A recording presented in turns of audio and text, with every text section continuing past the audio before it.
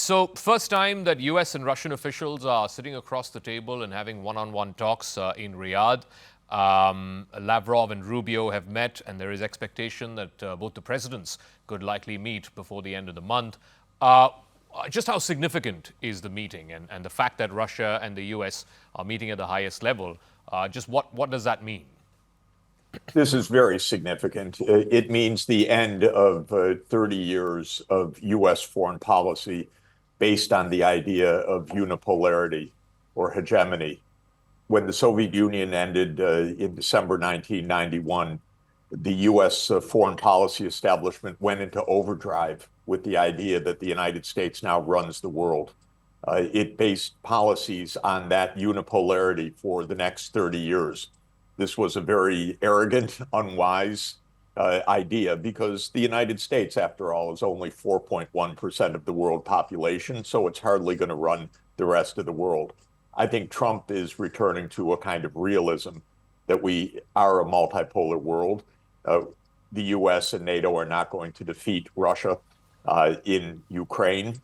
Ukraine has suffered terribly from especially the US provocations of NATO enlargement. I think Trump is going to do something quite constructive, which is just return to normal relations with Russia. And this is good. There are no fundamental obstacles to the US and Russia having normal relations. What may that mean for the Ukrainians, though? The Ukrainians have been saying, we're not even part of the room where this conversation is happening. You're practically going to decide on our future, a war that we have fought for the last 3 years almost, and we're not even part of that conversation. So how could this likely play out with the Ukrainians? Ukraine is in a tragic situation, and I warned them of this. Henry Kissinger had a famous line that to be an enemy of the United States is dangerous, but to be a friend is fatal. And I told the Ukrainians that they were going to end up like the Afghanistan of Europe. They didn't believe it. They put all their chips in with the US. No country should do that. This is a multipolar world. This is not a place where you put all your chips in with the US, especially if you sit next to Russia. So Ukraine could have had a much better deal for years and years and years. Now it's going to get a not so great deal. It's going to lose some territory. It will be neutral. That will be the essence of it, but it will continue. There will be a sovereign Ukraine state, a little bit less territory, but it's going to be neutral. It's not going to be a member of NATO. How do you see the Europeans responding to this? We know there was a high-level meeting that President Macron convened. The Europeans are seeing this as a fundamental sort of break in the traditional cross-Atlantic relationship between the United States and its NATO partners in Europe. Two things. Can Europe fill in the void when America retreats? And two, how does this fundamentally change the way the Europeans view their collective security architecture? Well, regarding the war in Ukraine, Europe cannot fill in for the United States. Even the United States plus Europe could not defeat Russia. So this is basically a war that was a terrible idea and is thankfully coming to an end. And whatever Europe says about continuing the war, this is stupid. They don't have any capacity to do that, and it makes no sense. But this is a basic change for European security and European foreign policy. For decades, all of European foreign policy was to be under the umbrella of the United States. It was to essentially hand over foreign policy to the United States. The transatlantic alliance was supposedly everything. Well, that's also a bad bet. Ukraine made a bad bet. Europe made a bad bet. Again, it's not a surprise to me. I've been saying this for many, many years. Europe needs its own foreign policy. Can it have it? Of course it can. Europe is a $20 trillion market. Europe has nuclear weapons deterrence with France. Europe has 450 million people. Europe has some of the greatest technology and, of course, the highest living standards on the planet. But Europe needs to get its act together. It needs to end the Russophobia. It needs to end the dependency on the United States. It needs to understand that Europe has to be one of the great power regions of the world, independent of the United States. I hope it can come to that. Right now, Europe is just in a state of shock and confusion. So, if I were to ask you to take a crystal ball and gaze into the future for Ukraine, let's say 6 months from now, you are saying it's going to be a country that will probably have 20% less territory than before the war began. There is no guarantee of NATO membership. In fact, I think that's pretty much off the table that Ukraine is never going to be a NATO member. Neither will there be any form of security guarantees from NATO. You foresee that sort of a future for Ukraine? But I think that there can and should be security guarantees from the United Nations Security Council. I would like to see a final arrangement secured in the UN Security Council because we should be aiming to make collective security in the world. The UN is very weak right now, but it could be strengthened if the US drops its unilateral veto all the time. And if it comes to understand that in a multipolar world, we need a multipolar governance system. By the way, one of my favorite initiatives is to get India into the UN Security Council as a permanent member, because that would make it a much, much stronger body, a much more legitimate body. But that's the place where guarantees and agreements should be secured, not in bilateral treaties. Let's talk a little bit about the Trump second term. I know he's barely been in office for a month, but a flurry of executive orders which have both domestic as well as foreign policy ramifications. How do you see these 3 weeks that President Trump has been in office in the second term? Well, it is extraordinary. There are some very positive developments. The most important is the normalization of relations with Russia that we've just been discussing. There's basically an assault on the U.S. Governance institutions internally, a dismantling of the regulatory apparatus, a dismantling of the federal civil service. This is very concerning. It is one-man rule. It is not by Congress. It's not by law. It's not by a budget vote. It's by executive decree. What we see is a remarkable deterioration of American institutions. We're a democracy hanging by a thread. We have certainly some institutional trappings of democracy. We have elections. But other than that, Congress is dysfunctional. It has no say in what's happening. We have one unelected person who happens to be the richest person in the world, Elon Musk, essentially dismantling the civil service. This is something astounding to behold. I don't think that this is a good approach for a sophisticated nation to dismantle its institutional apparatus this way. I actually don't think we need that kind of revolution inside the United States. What we need is rationality, plans, organization, explanation. We're not getting any of that right now. We're really getting a wave of noise, of tsunamis. We don't know exactly what, but what strikes me overall is that it's one person rule because it's all on the basis of executive decrees.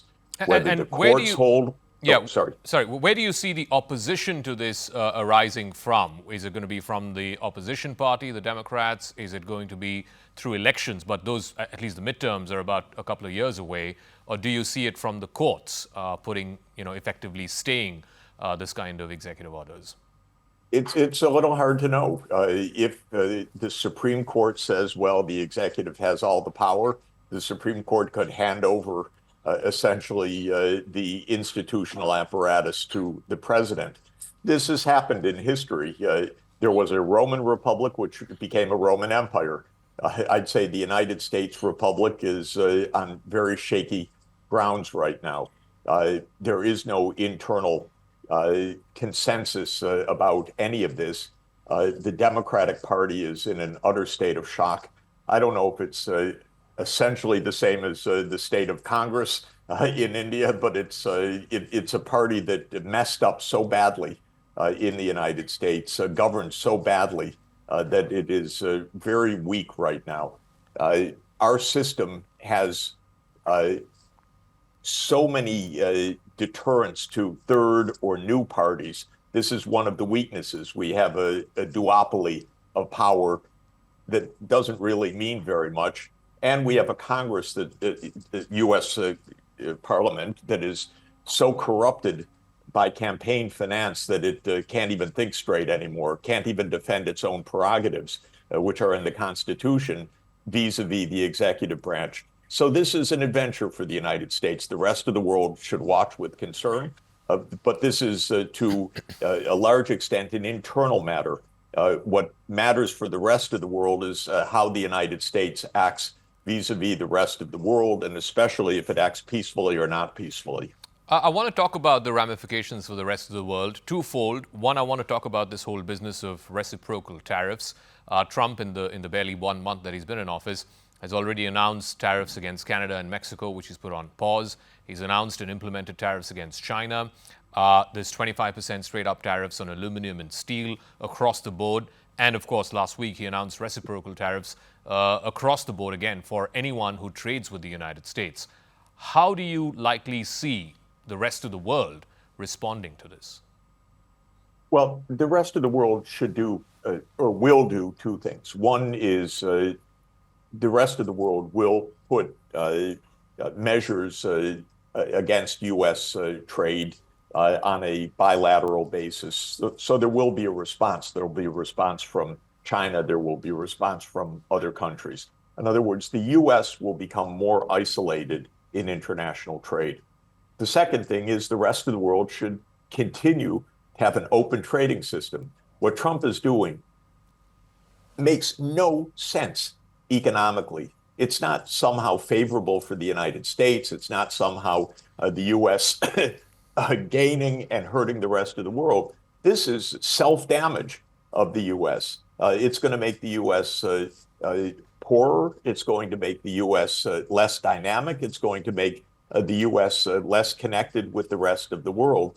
It's no advantage for the United States. It's just a mistake. It's based on, frankly, 17th century ideas of mercantilism, that if you have a trade deficit, something is wrong. It's simplistic, and that's where we really are right now.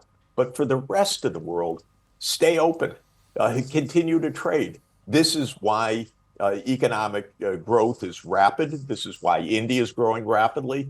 I was just in Ethiopia for the African Union Summit. They're achieving 8% per year growth.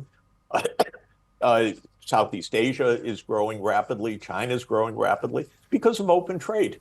And so the United States is turning protectionist because it's confused, it's wounded, it is upset that its unipolarity has been shown to be a myth. Well, okay, those are all psychological debilities of the United States, but they're not a reason to dismantle open trade and finance for the rest of the world. The economic argument, of course, just doesn't seem to make sense as to why the Trump administration would go on this almost trade war with its biggest trading partners, because ultimately, prices increase and American consumers end up paying more. But the political argument, again, please feel free to correct or explain to our viewers why this political argument is flawed. The political argument is, the industrial Midwest of the United States lost all its manufacturing jobs because China started manufacturing and India started manufacturing and all the rest of the world started manufacturing because of these open trading systems. And Trump and his MAGA base, his vice president, they all believe that if manufacturing has to come back to the United States, then they have to raise the walls and they have to become mercantilist or protectionist, as you said. Is there any, truth to that argument? Well, this is the political argument, and it is the argument that put Trump into the White House 2 times, because the swing states in American politics are the industrial Midwest: Pennsylvania, Michigan, Illinois, Wisconsin, Minnesota, Ohio, Indiana. And Trump has won the industrial states by saying, I'm going to bring back jobs. What he doesn't understand is a very basic point. The real loss of jobs is to the robots. It's to the artificial intelligence. It's to the digital systems. You go to any factory, I tour factories all the time since I'm a development economist. There aren't jobs in factories in the kinds of industries that Trump is dreaming of. You go to an automobile factory anywhere in the world, by the way, anywhere. It has no people in it. It's got robots assembling the automobiles, and this is the future. So that's fine. People don't have to work in factories. They can work in other places and have a very good life and be very remunerative. Trump is trying to bring back jobs that don't exist. They don't even exist in China. You know, I went recently on an assembly line in China. There were 80 workers on an assembly line that was about half a kilometer long, but it was all robots. And I was told in this factory, which was an astounding factory, that they had more than 1,000 workers on that line a couple of years earlier, but everything's been automated. So the idea that you're going to bring back jobs this way is just wrong. Trump doesn't understand it. He's picked people who are protectionist. The American psyche is wounded. It plays into politics. Anti-China is very resonant in the United States. It is in India also. But I don't think it's correct or accurate personally. I think we need decent relations everywhere in the world. So the point is it has worked politically, but it will not work economically. And the American people will come to see that what Trump has on the agenda of dismantling the government, of pulling out of the climate agreement, of giving the green technologies over to China and India and others, this isn't going to lead to any kind of prosperity for the United States. And one final part, as we come to the concluding part of this interview, what's going on in Gaza? So you had Netanyahu, the first head of government to visit the White House in the Trump second term. Trump has said he wants to make Gaza into the Riviera of the Middle East, no right to return for the Palestinians. He wants Egypt and Jordan to, take in more of these Palestinian refugees. Do you see any of this going anywhere? Or if you can sort of, separate the sound and fury, and obviously this has caused a lot of outrage in the Arab world, what is Trump playing at? What is he trying to get to? The situation is straightforward. There needs to be a state of Palestine alongside a state of Israel. This is the only way to peace. Israel has become increasingly violent and militaristic to prevent a state of Palestine from emerging. American politics is completely in the hands of the so-called Israel lobby. And it has been, no matter which administration, Democratic or Republican, for decades. In my view, the United States gave over its foreign policy to Israel. This is ridiculous. American interests are not served by perpetual war, violence, massacres, war crimes committed by Israel in Gaza and increasingly, by the way, in the West Bank these weeks. Now, Trump, if he wants a successful presidency, should aim for peace, not only in Ukraine, but also in the Middle East and in East Asia. It's not hard to achieve. The United States should change its veto of Palestine, which it vetoed last year in the UN Security Council, to a pro vote. And then there will be a state of Palestine, there will be a state of Israel, and there will be a normalization of relations with Israel, which will give Israel real security. What we're watching right now and asking is Trump, like every other American president, simply in the hands of the Israel lobby? We don't know the answer. If he has any sense, he'll save his administration and change direction as he has done with Ukraine.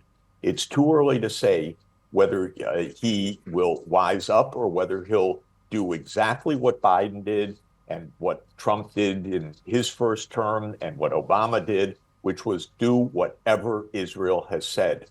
I say that Netanyahu is the great wrecker of American presidencies, because Netanyahu, to my mind, is a very violent person who makes no sense And we ought to say no.